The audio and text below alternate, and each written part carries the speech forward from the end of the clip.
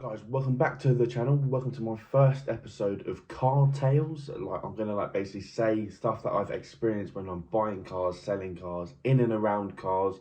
It's just a little story time kind of thing. If you do happen to enjoy this concept, like and subscribe. And today we're going to be talking about my Fabia VRS and why I will never buy a car from Birmingham ever again. It's often something you hear, don't buy a car from Birmingham or Bradford, and I completely understand why. It may have been a one-off thing, but it doesn't sound like it. So without further ado, let's crack on. For context, I had my first car for 3 years. I think this was my fourth car, but I went through cars quite quickly in between it, if that makes sense. Pretty much, I was just so eager to get a car, I rushed, and there was one in Birmingham. So to start off, me and my mum, we got the train from where I lived up to Birmingham. I think we swapped and changed a few trains. It was about a 4 to 5 hour trip for a Fabia VRS. That's ridiculous in itself.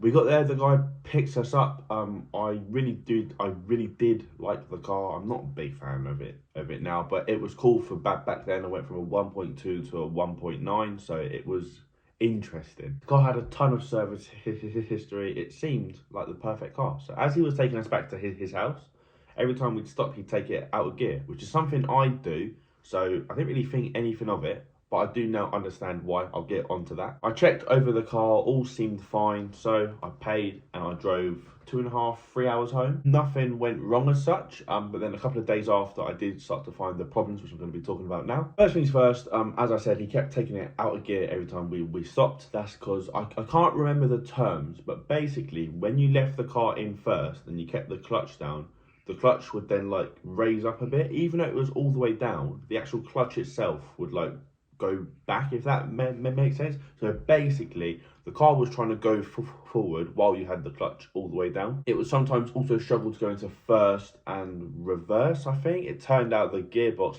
the fork, was fucked or something. I can't remember the exact terms, but basically one thing led to another, and after 3 or 4 months, the gearbox just killed itself, and I had to get the gearbox rebuilt. Obviously, that is further down the line of when this initial problem happened, but I don't know if he was doing it on purpose, because as I said, every time I stop, I do take it out of gear, but it does seem like he was trying to hide the fact that when you're stopped, the car would try and creep forward. I don't know if that makes sense. But either way, instantly, the gearbox had it. It felt fine in all the gears, but it was obviously a ticking time bomb, and then it just went. I then went to get the car serviced, like I do with all my cars, and the sump had been welded. The sump plug had a leak. I wish I had photos. It's on my mum's old phone. I couldn't find it. The sump plug must have leaked. So they welded over it to make sure it doesn't leak. Now, obviously this does pose a slight problem. I needed a whole new sump. So that was quite fun to find out. That was in the first week of ownership. The gearbox, as I said, was after 3 or 4 months. The car also smoked quite badly. I know the car was stage 1, but it turns out the back box had a hole in it, and I should have a clip of that. I'll put it on the screen now. Ah, yes. The exhaust was just gaping. It was disgusting. Obviously, I didn't know that. This was technically it was my 4th car, but realistically it was my 2nd car. So I didn't know what I was trying to find. I didn't know the things to check when I was buying the car. I just kind of wanted it. We traveled all that way. It was rare that I was gonna go back home without a car. I was then driving through town, hit a pothole, and my whole front left suspension, I didn't know it was this bad. It was just one big ball of rust. The hub bent, the lower arm bent, the wishbone. I think the strut bent as well.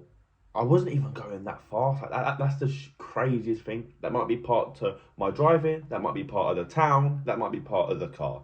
But with all these things that have happened to the car, I don't know. What else happened to that car? The engine bay just had a really big leak, and I know it still had the EGR in it, so it might have been the carbon that was dripping out of it. I don't know how it all works, but basically everyone was telling me take the EGR out because the engine bay was just black and disgusting. My favourite part was the drive shafts went, so I got new drive shafts. I didn't know much about cars back then, so I paid someone to fit the drive shafts. They didn't fit the drive shafts properly, so they were still clicking. Luckily, I found out before it got too bad. So we've got like all the front suspension, the sump, the gearbox, technically the turbo. I know once I sold the car, the flywheel went as well.